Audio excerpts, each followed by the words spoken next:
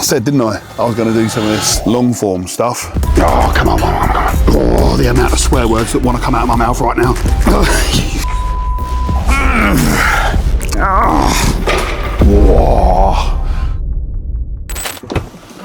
Watcher, it is 20 past midnight on a Sunday. Monday morning. It's Monday morning right now. Anyway, in a second, I'm going to grab my shit out the car and we're going to wander in to the Pure Gym and I'm going to do a back and a bicep workout.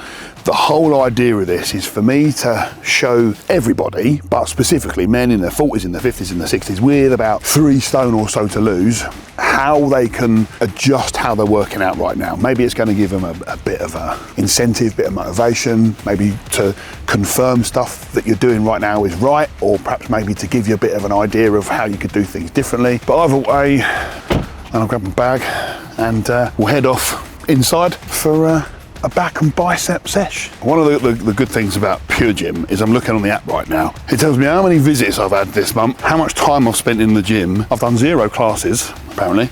Well, I say apparently, I know I haven't done any. But it's got this cool little barcode that, funnily enough, gets me on the inside door, but I have to remember my PIN. Open sesame.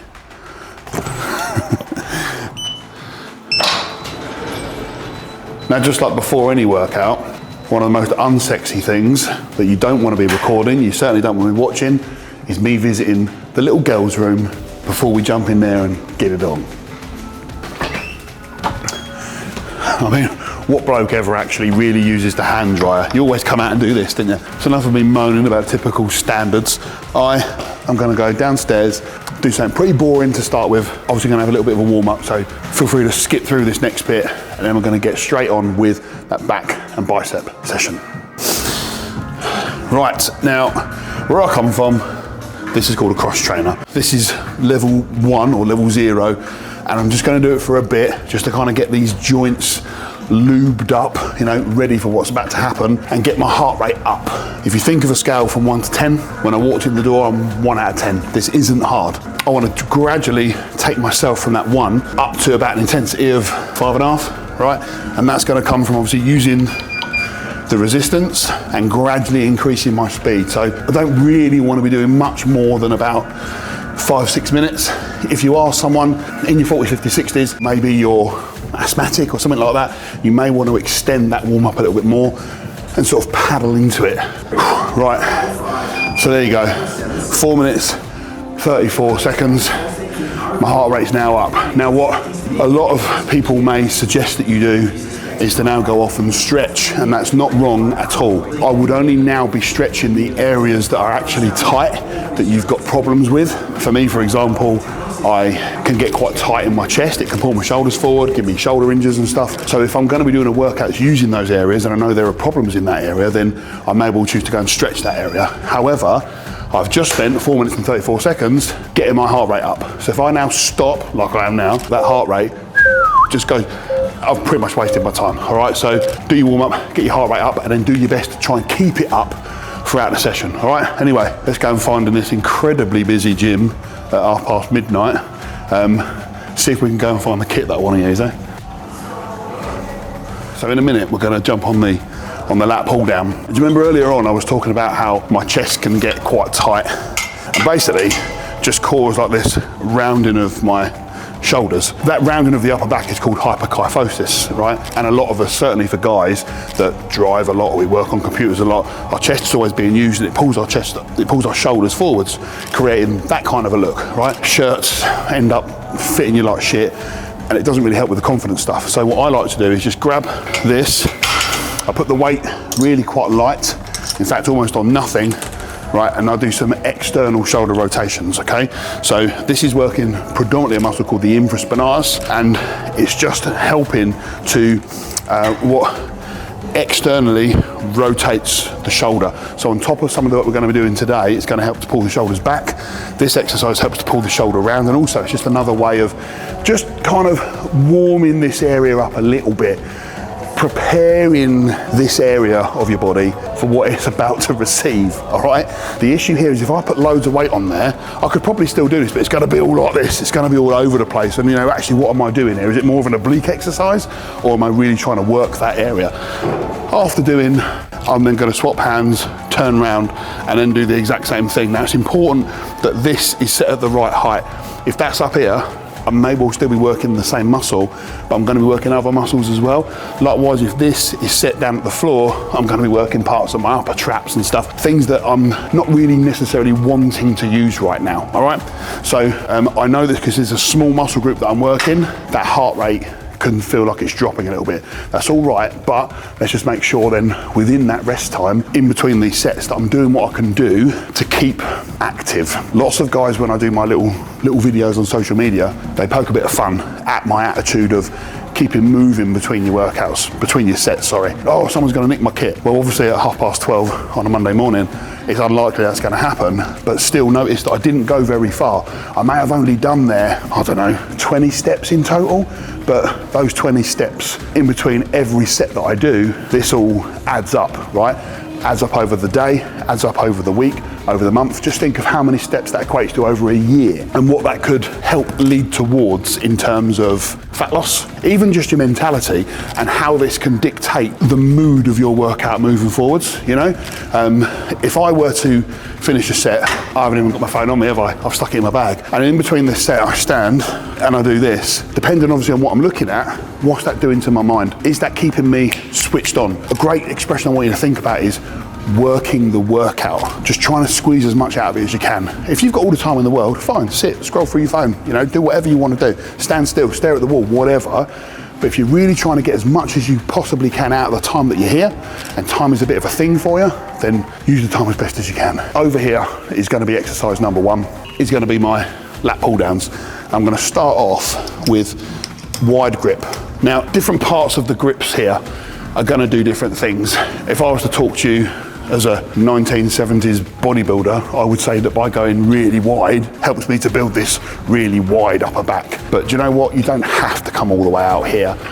Personally, my wide grip, I'll probably come to about this sort of grip. The weight is going to be light. This is not my working set yet, and this is literally just a case of, even though I've done my warm-up on the cross trainer, this is much more about just switching those muscles on, all right? I'm only doing here a set of 12, 15 reps. It's just, like I said, waking those muscles up for what's about to come. When I finished that little set, that wasn't hard at all, but now I'm just gonna increase that weight a little bit, and I'm straight back in again, all right? Same grip, weight's a bit heavier, and notice that I'm not putting the voice on, by the way. I'm not putting this, oh look how out of breath I am.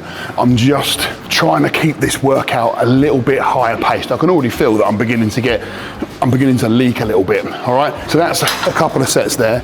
I know you might be thinking, oh, blimey, this warm-up's a bit excessive, but if you are a man in your 40s, in your 50s, in your 60s, there's probably been some kind of issue, or if there hasn't, the likelihood is that there will be a shoulder injury, a lower back pain problem, something like that.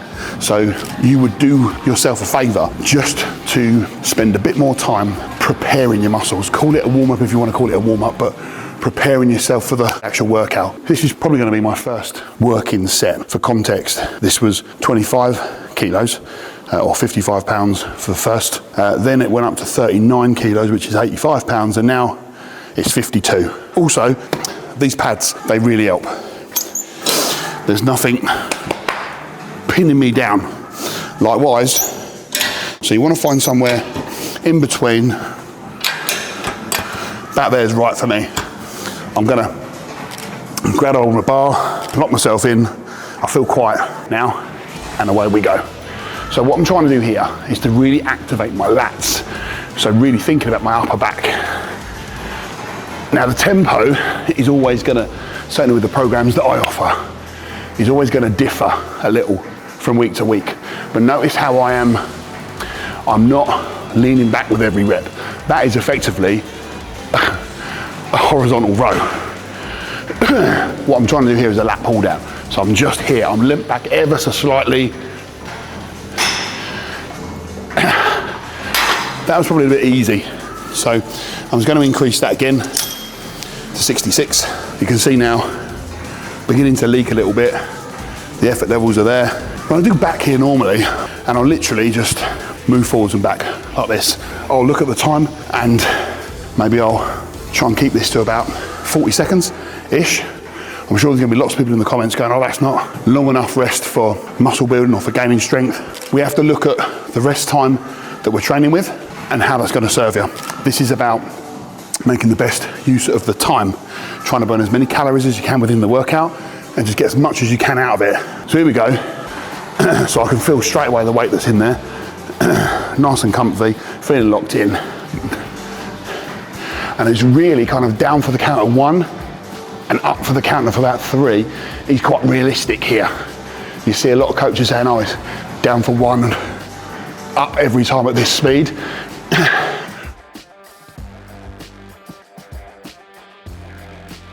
You're just trying to make sure you're getting as much as you can out of every set. Now, we look at failure, right? If you can have the mentality of every set that you do, taking it as close to failure as possible, you're gonna get a lot out of it. Without failure, and when I say failure, that's doing that last rep, and it's practically impossible. You need to look at that in context. If you're brand new to exercise, don't take it to failure, because you're at a higher risk of injury. If you're someone that is renowned for shoulder injuries, when it comes to the upper body stuff, be sensible. Don't take it to failure. Take it close to failure. My advice is, when you're getting into training, week 1, 70%, leaving sort of 3-4 reps in the tank. Week 2, take it up to about 80, 85%. Week 3, 90, 95%. And then week 4, that's when you can really open up and give it 100%, all right? Now I'm gonna shut up on this set and try and show you what kind of failure looks like, all right?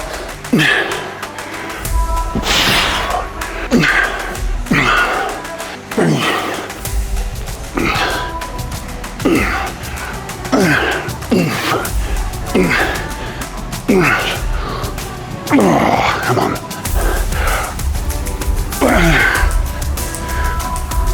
Oh, come on. So you can see there, lots of things were given up. I could feel my forearms starting to get a little pumped, a little sore. You may have seen on the last couple of reps, I started to lean back a little bit more. And these are all just signs that your body has got this great way of trying to make things easy for itself. But it's our job, you know, when it comes to training, to, yes, at the right time, look at how to make what you're doing economic and how to make it work for you, but also looking at calling yourself out on, hey, am I just cheating here and doing it right? There you go, there's the wide grip lat pull down. Notice that I didn't go right out here. Obviously, depending on you, depending on your body, some of us, perhaps maybe with shorter arms, wow, that's incredibly wide. But if we've got longer arms, it might not feel it. Just make sure you're aware of what you're trying to work there. I can really feel that on that sort of upper outer fibers of my lats. But now I'm going to do my next exercise here, which is going to be an undergrip and closer grip lat pull down. Notice that when I first started this, I hit the cross trainer, warming up. I came over, did some external rotations as a bit of a warm up. Then I did 2 or 3 sets of warm-ups on the lat pull down. Just to go back to that, I would probably do 3 or 4 working sets of that exercise, okay? The last one I just showed you was what I would say a working set. I would then repeat that 2 or 3 more times, adjusting the weight accordingly, all right? So that was, I think, 10 or 11 reps maybe. If that was what I was aiming for, 10 or 11 reps, and I couldn't make that, I would then adjust the weight for the second set, for the third set, so that I can keep failing at in and around that 10 reps. So what I'll do now is I'll show you a couple of working sets so you can see the difference. Remember, I've just done all of my lat pull downs. So the warm-ups effectively have been done. I don't need to repeat that now. It may be that I just do 1 set to kind of gauge what weight I'm gonna be at. So, like I said, I'm using the knurl in there as a bit of a guide. So my little finger's gonna go over that. Knee pad or lap pad stays in the same position. And there we go. This one I'm gonna lean back just like so and pulling that down to sort of my mid to lower chest. Really trying to squeeze my shoulder blades together, trying to pull my inner upper arm against my lats. Feeling a nice stretch at the top where it's almost pulling me out of the seat. Obviously I'm going to be feeling this a little bit in my biceps as well. And you can start to see now how the range of motion was getting less. All right, my back's tired and I can't do the whole rep. So now what I'm going to do is ask myself, well, why? Is it because my lats and my biceps and my forearms are getting tired? Am I not switched on in the exercise? Could I stop talking nonsense to you and switch on a little bit? I actually think my forearms are giving out. So let's see what's in Alex's magic bag. See if I've got a set of wrist straps, which I have. Hand goes in, palm facing up, and the tail points inwards. That is how you know you've got it in the right place. Use it when you feel you need it. There's a few ways of doing this. When it's under grip, I want to chuck those tails over the top. To make it easy, I'm actually going to put them on the smooth bit, like so. This is typical, isn't it? When you've got an audience, you end up cocking it up and then twist them around. Like I say, when I do it on the smooth bit, it allows it to be pretty easy. And then you can just slide your hands out into the right position. A couple of little fine tweaks, and now I'm ready to go. So that's eating up quite a lot of my rest. Same weight, but now my forearms don't have to do as much because the straps are doing it for me. Straight away, feels more confident, feel more comfortable. My forearms don't have to work quite as hard, and I can straight away feel that I'm using my lats quite nicely. So you can see I'm beginning to fail now. Okay, so I'm not, yes, that was definitely a working set, but I don't think with 30-40 seconds rest, I'm gonna get a decent amount of reps in. So I'm gonna change the weight. So again, remember, let's just change it one plate, can make all the difference. The amount of reps that you do is gonna be quite specific to what it is you're training for. And if you're someone that is wanting to gain tons and tons of strength, obviously you're going to get stronger by putting your body through any kind of resistance, right? Consistently, your body will adapt. But to end up being considerably stronger and putting all your eggs in that one basket, 4, 5, 6, 7 reps, failure is what you're after. Generally speaking, for muscle mass, you know, you're going to be looking at 8 to 12 reps-ish failure, possibly even up to 8 to 15. Lots of science to back up. That isn't necessarily true anymore. They're saying for muscle mass. I just think you have to look at the exercise and think, well, I don't know, let's say for example deadlifts. Are you really wanting to do a set of 30 deadlifts to failure? You're gonna have a heart attack. That's gonna be flipping hard. You know, however, with something maybe like forearm extensions, forearm curls, are you really gonna wanna do sets of 5? You see, so the exercise in the amount of reps that you do has got to be something that you are actually going to do, if that makes sense. Here we go. I've no idea what the rest time was there. Just for context that I am filming, you see I'm trying to give you a few little tips and stuff along the way, and off we go. So like I said, I've reduced the weight a little bit to help me get another decent set in here. Notice with the breathing, here when the muscles aren't doing much, I'm taking a breath in, and then I'm breathing it on the way out. Or if I'm making a noise on the way down, obviously, that's where I'm breathing out.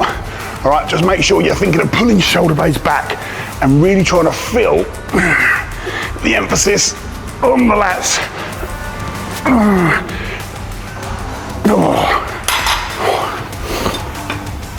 So there you go. That's the undergrip lat pull down. I'm quite a fan of knocking those out one after the other. Like I said, again, this gym at 5 to 1 on a Monday morning isn't busy, right? So you can pretty much, you know, when we walk around the gym in a minute, you'll see you can pretty much do what you want. Tip, chuck in 2 wrist straps back in your bag. You're guaranteed to lose them. So what I do is I thread them in like this, not just in one knot. Remember, mummy always says, do a double knot. I like to do those 2 exercises together because when you've got a bit of kit, obviously don't be selfish, read the room. If it looks like someone wants to use it, make eye contact with them, encourage them over, say, look, do you want to jump in? I'm going to be about this much time, all right? But obviously I've gone from overhand wide grip lat pull down to undergrip close grip lat pull down, and I've not had to really mingle around the whole gym. Now what I'm gonna do is some straight arm pull downs. There's always a science behind what we get you doing and when we get you doing it. Not a massive point in going into that in these videos because it's all very unique to the person in terms of where their strengths are, where their weaknesses are, what they're wanting to achieve. But in this case, I suppose the emphasis is on intensity. It's about getting the workout done. And I don't really want to have to mill around the gym going, oh, I'm looking for that bit of kit, looking for that bit of kit. 3 exercises on the bounce, one after another, on one bit of kit is going to really help you save some time. You can do this at any grip. I quite like to go just past shoulder width. So index finger on the knurling on this bar. This is about keeping your arms not dead straight, slightly bent, and bringing the weight down into your waist there, squeezing your lats. Almost imagine you've got like an orange under each armpit, and then gradually releasing it, like so. All right, this is a great way of working the lats without really having to work, well, your arms really. Your forearms are getting a little bit of a work there, but your biceps and triceps aren't getting much at all. So it really allows you to switch on into that exercise. You will see people doing this bent over, like this, standing upright, like this, using a rope, all sorts of stuff. What you need to do is to establish which one of those angles is really allowing you to feel it in your actual back, right? You'll find that when you're bent over, you'll feel the muscles working quite hard here. By the time it gets about here, it almost kind of becomes a bit nothingy. So the emphasis tends to be a bit more on your upper back. Some grips, like for a rope, for example, you'll find you can actually pull that back further than a barbell, because obviously the barbell, further than a straight bar, because the bar's going to hit you. So they're all going to work slightly differently. This one, think about the time that you're using between each set. I'm going to suggest that you have on your watch 30 seconds, because by the time you've finished the set, put it down, looked at your watch, you've already done 3, 4, 5 seconds anyway. Then you're sort of walking about, you look at your watch, 30 seconds has passed. By the time then you wipe your brow, get yourself focused, and you grab hold of the bar, and again, I'm straight back into that exercise. This you're gonna find really hard to get this right when this is a heavy weight. You're gonna find you're throwing body weight into it, which is just gonna create momentum. It's not really making the muscle work. So you've got to try and think of stretching the lats out and then actually concentrating on contracting the lats to pull the bar down, all right?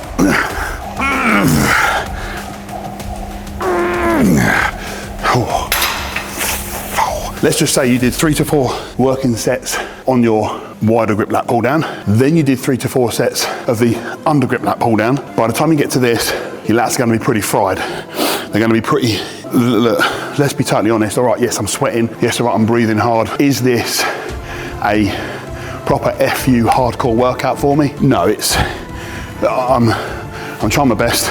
It's the first one of these videos I've done to show you full on intensity whilst also chatting to you in between to give you tips. So yeah, this is probably about a 7.5, 8, possibly even 8.5 out of 10 workout, but I really feel like I'm carrying carpets under my arm. A lot of that is because I've been training for 30 plus years, and you learn how to get your mind into the muscle that you're working. But I'm hoping with these little tips along the way, you can see that. One quick tip with this, you may have seen on that last rep of that last set that I've rolled my wrists over. Remember how I said your body finds these ways of making things easier?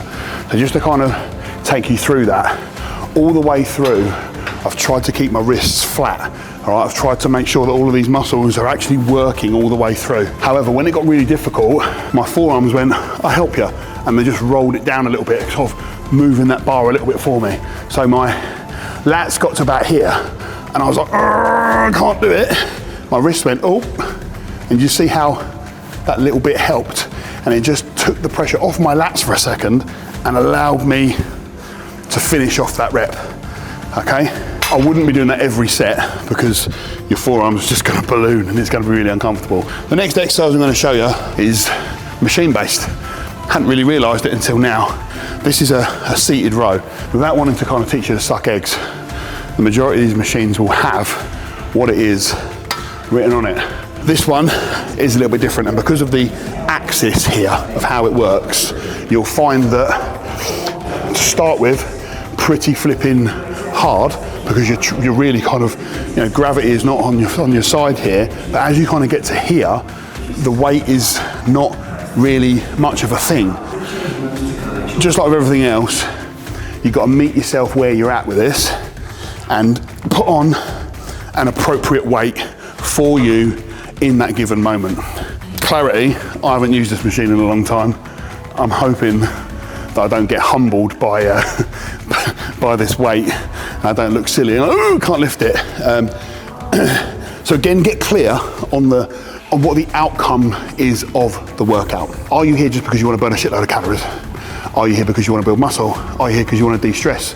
Are you here because you want to get fit? And then ask yourself, is what you're doing actually pointing towards the outcome that you want to achieve? If you've got a program and 10 reps is the number that you've been suggested to, it doesn't mean that 10 is the magic number. And even with any weight, you get to 10 reps and go, ta-da, it's working. You've got to be looking for the intensity. So I refer to failure being quite a lot of attempting to do the rep number you've been given and not being able to do it. So if I'm saying now do 10 reps, ideally, I'd want you to achieve 9 and then not really be able to achieve the 10th. That would be ideal. But you know what, if you get to 10, it doesn't mean just stop. It means chase the intensity. If that means you can do rep 11, rep 12, rep 13, you try rep 14 and then all of a sudden it doesn't happen, that's fine, all right? Don't worry. Anyway, let's get on with this. My lats have taken a bit of punishment over there, right? So if I was really trying to work more of my lats than anything else, I would go for this vertical grip and you really will feel that in your lats. So I'm gonna stand up, take hold of the horizontal handle, get my foot ready on the pad, sit back, and from here, I'm pulling back like so, pause for a second and release. But I'm really concentrating on trying to make sure that it's my rhomboids that are working. So that's the muscles that sit directly behind my shoulder blades. Obviously, my lats are working, my posterior delts are working, my biceps are working, my forearms are working, but there we go. I'm able to still move this weight. And honestly, as much as it felt heavy in my hands, I'm gonna go beyond the 10 reps. I think I already have done. So I think I need to stick another 10 kilo plate either side. I'm sweating. This is what we want from the workout, okay? So I've gone way over the 45 seconds, but still, let's have a look and see if this weight was a good choice. All right, so here we go. I'm gonna actually try and count this time. 2, 3, 4. That's the machine squeaking. So that's 6, 7, 8, 9, 10, 11, 12, 13.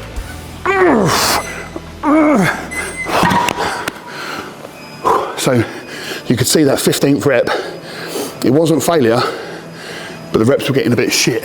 This moment is when I need to consider what weight I'm going to next. Am I getting fatigued now? And with my next set, will that weight be perfect to get to this magic 10 reps? Or do I need to add some more? My head is going, add some more, Alex.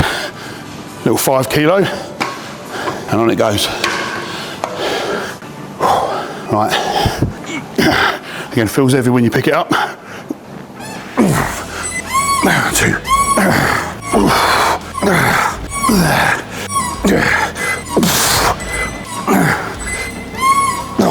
It's 9. It's not like a weight needs to be impressive. If I was to compare myself now to what I could once lift on this back in my strongman days, it's a totally different world. This would be full up with 25s because I was training towards a specific goal then. I was 154 kilos at the time. Now I'd have to turn sideways to walk through a door. But that's what my life was pointing towards then. My life now isn't about that. You know, I've got businesses to run, I've got staff to turn up for, I've got my daughter to turn up for, you know, I've got to have a wife. Life has got other focuses on. You need to step away from just looking at what exercise, how many sets, what reps, what intensity, and just get clear on what you want. It's going to sound a bit deep really for a training video, but what you want in life. What are your decisions, choices and behaviours? Are they in alignment with what it is you want to achieve? Because when you can get clear on that, of what you want, how you want to live, how you want people around you to benefit from a better version of you, you'll start to find that your actions are going to be more in line with that. So in my book, at the time of recording this, it went to Amazon's #1. It's called Realistic and Sustainable. A Guide to Permanent Weight Loss. That book doesn't go in and tell you this is how you calculate your calories, or this is what rep range you should go into. This looks at all of the actual real life shit to what you need to have present to make sure that whatever it is you're doing, and really it isn't just in terms of training and diet, this is life in general, what you need to have present to guarantee that you achieve what it is you want to achieve, right? And one of the things I talk about is, I call it the 7 whys. I can't remember who I heard this from, but it really got me thinking. So imagine this, the 7 whys. So let's say I want to lose weight. First question is, why? Why do you want to lose weight? And you go, well, because I want to look better. I want to feel better. So my second question to you is, why? And you, well, you know, I want to be more confident. I want to be happier. And my question to you again would be, well, why? And you say, oh, you know, when I go on holiday and I get into the swimming pool, I want to feel a bit more confident turning up for my kids, that they don't feel me being self-conscious, that they can see dad, uncle, friend that's confident in their own skin. My question then would be, so why? And well, I don't want my beliefs about myself or my own confidence issues, my own self-respect issues to roll on to my kids, my nieces and nephews, etc. Next question, why? Well, I don't want their lives to be held back. I don't want their career to hit a ceiling, or, you know, their own life to hit a ceiling because of the impressions I've put upon them.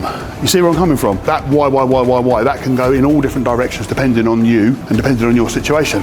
My point is, when you can uncover something more than just, I want to lose a few pounds, that is where you unlock so much in your life. And it, again, doesn't have to be even just about exercise and fat loss and stuff like that right now. This can look at, I want to have a certain bank balance. Why? You know, I want to have a family. Why? I want to drive a certain car or live in a certain house. Why? It helps you to uncover the real burning and passionate reason. And let me tell you this, if you just want to lose a few pounds because you've got a summer holiday coming up and you want to look good in your budgie smugglers, you will make the effort to come down the gym for the 6 weeks or so leading up to that. Will that behaviour remain a constant when you're back off your holiday? I'm going to say from nearly 30 years of experience, the answer there is no. When you're coming down the gym because, yes, you want to lose a few pounds for your holiday, but also because you want to have a real impact on your kids' lives, or you really want your career to go to another level, and you know how you look, how you feel, where you operate, your decisions, your choices, your behaviour, etc., all lead towards that, and you've got a real fucking massive reason to do it, is it likely that when your holiday in 6 weeks is over, that you're going to come back to the gym and carry on with those same things? Yes, absolutely. And this isn't even just my opinion. This is stuff I've seen year in, year out, over and over and over. People that create success on a mass scale that lasts a long time, it's because of their reason why. Anyway, notice now I'm over by a dumbbell rack and I'm now going into bicep curls. Now, bicep curls with dumbbells, more frequently than not, you see one arm, then the other. Nothing wrong with that whatsoever. To speed things up, you can go both arms at the same time. The problem we have with going both arms at the same time is that there is no rest. When I go left into right, my left arm is resting the time that my right arm's going through the exercise. So there's swings and roundabouts. The other thing I want to confront here is how you lift it, right? So I look a lot about functionality. What kind of functionality is there of lifting a weight up and out from the body like that? Not particularly a lot. If I said to you right now, go home and take your fridge from one end of the kitchen to the other, how would you lift it? You wouldn't lift it like that, would you? You would go and pick it up and you'd bring it hold in tight to the body and you'd move it. So something for you to consider is trying your bicep curls like you would carry in your fridge, right? So rather than lifting up and out in front of you, think about lifting up and in close. The bicep really kind of gets quite intensely worked here, to the point where, do you know what, you're going to get to a point you're like, shit, I can't actually do any more of that because it's really quite intense on my biceps. Notice I'm keeping effectively my hands quite close to my body. When I then get to the point where I can't do anymore, to ask more of my biceps, let's go, right, I can't do any more of this kind of stuff, I could then go, right, well, one arm at a time, and I could probably get out another 2 or 3 more reps on each arm. All right, so that's something, like I say, something for you to consider. They were obviously the 6 kilo dumbbells, which coming in fresh, just working on biceps, that's going to be incredibly light. That would be just a warm up. What we need to remember on today's session, I've done say 4 sets on my overhand wide grip lat pull down. I've then done 3 or 4 sets of my undergrip lat pull down. I've then done probably 3 sets of my straight arm lat pull down. I've gone over there and I've done my horizontal grip seated row. Did 4 sets there. I mean, I've lost count, but 4, 8, 12, that's probably 16 sets-ish on back. That's enough, right? Certainly if the intensity is on that kind of rev counter on your car where it's like up here in the red all the time, that's enough. So when it comes to the biceps, all of this stuff is also working the biceps. So don't give yourself a hard time when you come over here and you can only manage the X kilo dumbbells, but then flipping John's come in on an arm day, hasn't done all of that stuff, and maybe he looks older than you, maybe he doesn't look like he's in shape as much as you, but he's coming in lifting 10, 20, 30% more than you. I know it's easier said than done, but what someone said to me before, comparison is the thief of joy, right? Interesting one, right? Comparison is the thief of joy. Someone also said to me when I was in flipping infant school, run your own race, stay in your own lane, focus on what you're doing. Back in the day when I was a kid, Linford Christie was the man, right? When it came to 100 meters. And when you watch back at his videos, he would be only looking at exactly where he was going. He would not do any of this business. He was only focused on that. And what I would suggest is when it certainly comes to this kind of exercise where you're working a smaller muscle group at the end of your workout, looking at what other people are doing could make you go, actually, do you know what? I won't do the 8s. I'll skip the 10s and go straight to the 12s when you're not ready for that. And that could cause an injury, all right? So anyway, look, I'm gonna grab the 10s here. I'm gonna do exactly what I just said.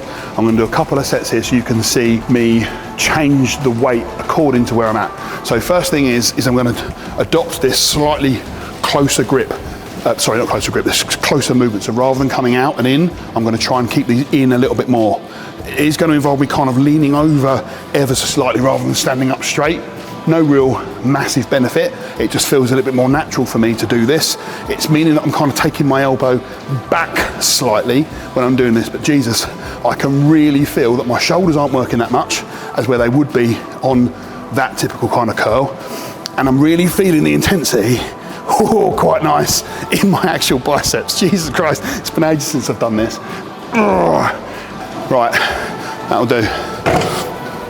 So I mean, how many reps did I do like that? More than 10, right? With this again, 30, 40 seconds on the clock. I'm gonna take a little shuffle down the rack. 10s are definitely too light. It's the decision now, 12s or 14s. Bearing in mind, 16 sets of back, probably 12 of those sets have been using my biceps quite a lot. I don't need to be pushing this too hard. So, do you know, second set, using all the information I've had so far and how the 10s felt, the 12s are gonna be the better choice. I've just picked them up out of the rack and they don't feel that heavy, so I'm gonna dump them. Wasn't expecting that. Hopefully I don't pick up the 14s and go, oh no, they're too heavy, and look around for a 13 that doesn't exist. But if you're a dumbbell manufacturer, 13s would be nice. Okay, they do feel heavier than I expected, but I'm gonna give it a go anyway. So you see I'm exaggerating my breathing. I think that's 6, 7, definitely feeling the resistance now. So that was what, 8.5? That was 9, I think. And then just finishing them off here. There's a little bit of a swing going on, of course.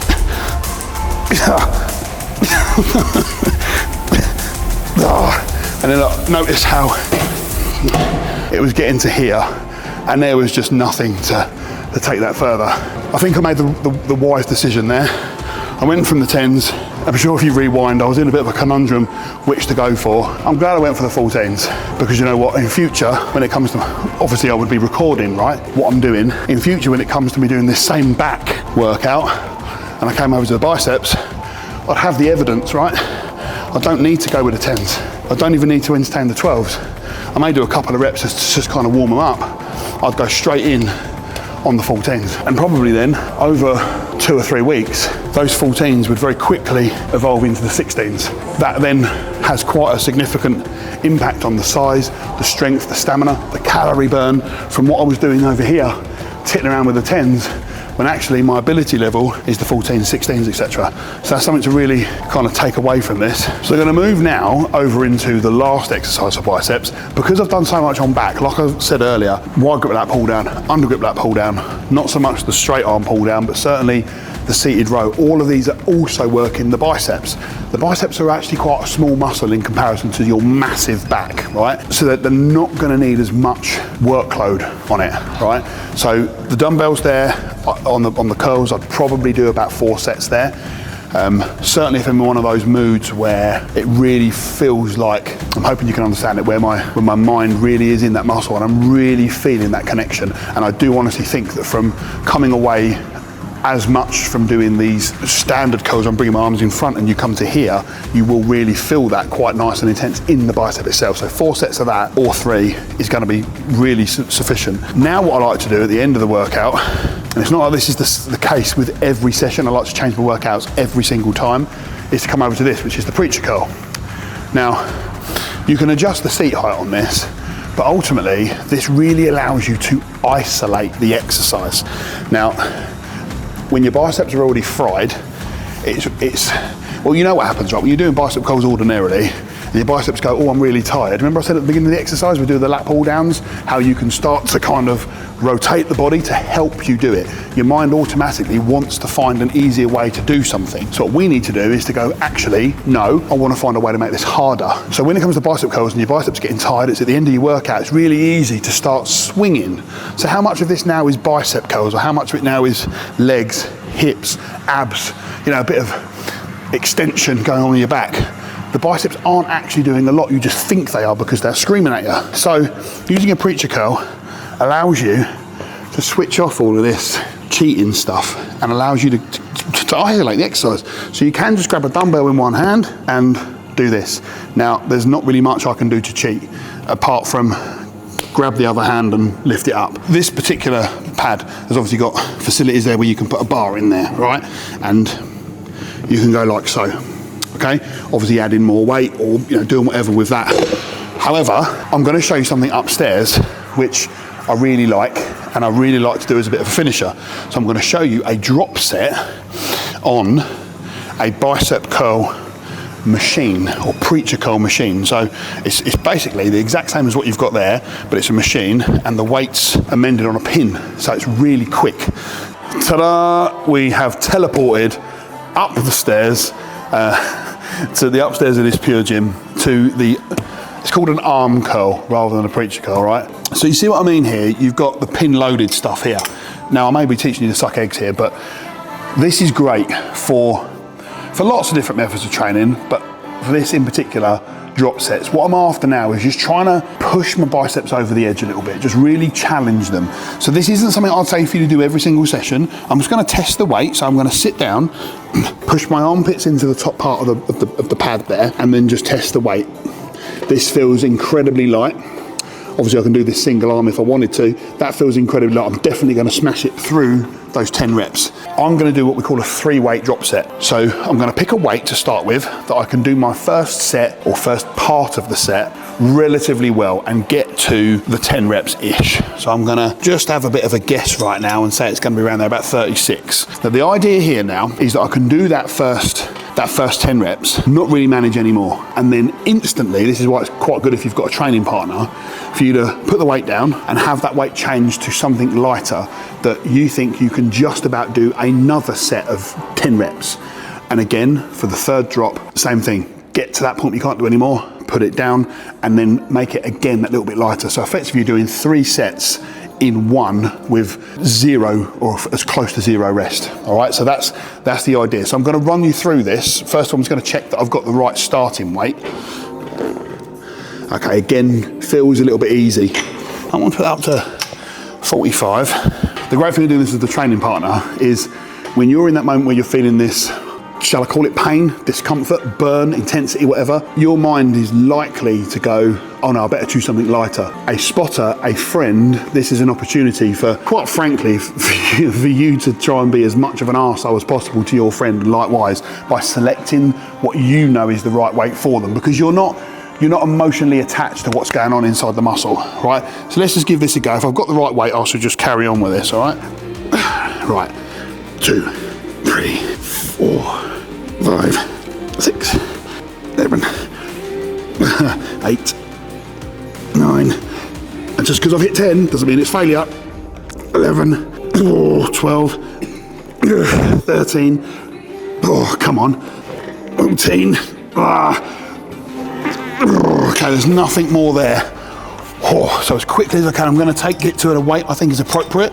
So I've gone from 45 to 36, that's 2 plates down and straight back in. Feels nice and light, it won't be in a couple of reps. 2, 3, 4.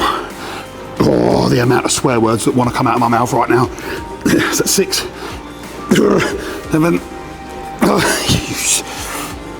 Oh, come on. Okay, I think that was roughly about 7. I'm going to come down another couple of plates to 27 now. And again, feels really nice and light. Whoa.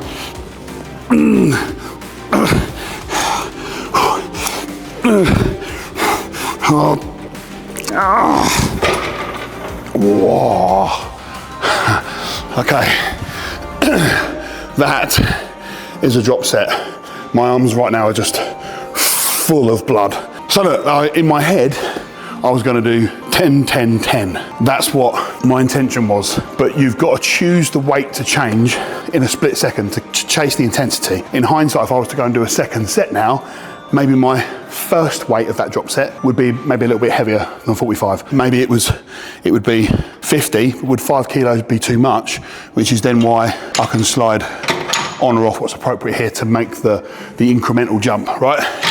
And then I think my next set was, I think maybe 7 reps, and I think then my last one was 7. So effectively it was 15, 7, 7. Yes, all right, I was aiming for 10, 10, 10, but it doesn't really matter. What matters is that it's close to the reps that we're aiming for, and it's intense, intense, intense. That is a fantastic use of time. I love it as a bit of a finisher to do stuff that's just a bit intense. For example, at the end of a chest day, I quite like to come to like a chest press machine or some press ups and just do lots and lots of reps and just trying to exhaust that muscle a little bit. I'm sure there'll be people that disagree with that, but I just like to flood oxygen, flood blood into that area and get as much out of it as possible. All right. In all honesty, after today's workout, after all those sets of pull downs, different grip pull downs, straight arm pull downs, seated row, the bicep curls, then this, I don't really need much more. I would be suggesting probably 2 sets of that will be fine. Bearing in mind I would have done 4 sets of the dumbbell curls downstairs.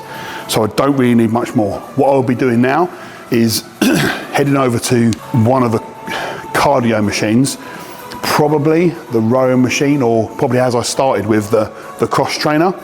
And now I said at the beginning how I came in at a 1 out of 10, I've warmed up, I've got myself to like a 5-ish out of 10 where I'm a bit out of breath, and I've tried to maintain that intensity or higher throughout the whole workout, right? So I've kind of got this arc.